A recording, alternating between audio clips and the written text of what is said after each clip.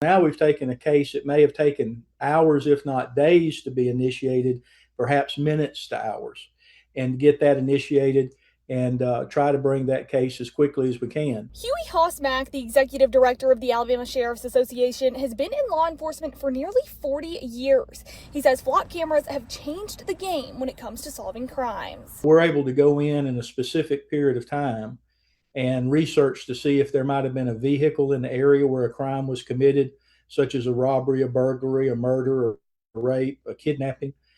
Those are the criminal activities that we can go and search in and look and try to identify a potential suspect. Some folks see the cameras and get worried they're being watched 24/7.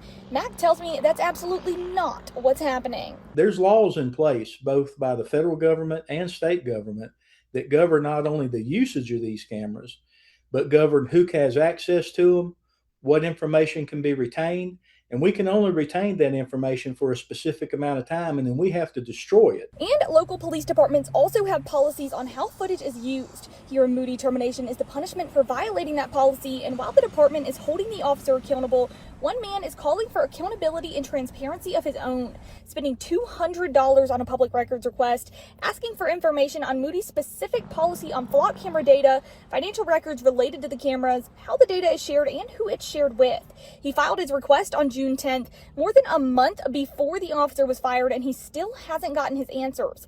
Now, with this latest incident, he's renewing his calls for transparency, saying he won't even answer my questions or give a comment until he receives his request out of respect for the city of Moody.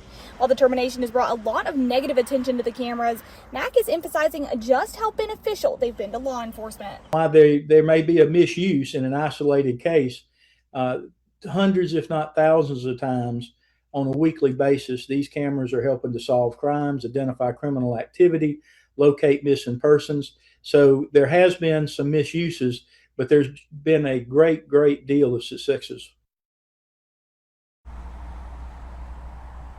Now, the man who filed the records request tells me his concern isn't necessarily with Moody Police. He feels this is a constitutional rights issue. He says that he fully supports Moody Police and our first responders. He just wants answers about these cameras that keep popping up in our communities. Now, he so far has not heard anything about that records request, and if we learn anything about the request or those terminations, we'll be sure to update you on air and online. Live in Moody, Zoe Blair, WVTM 13.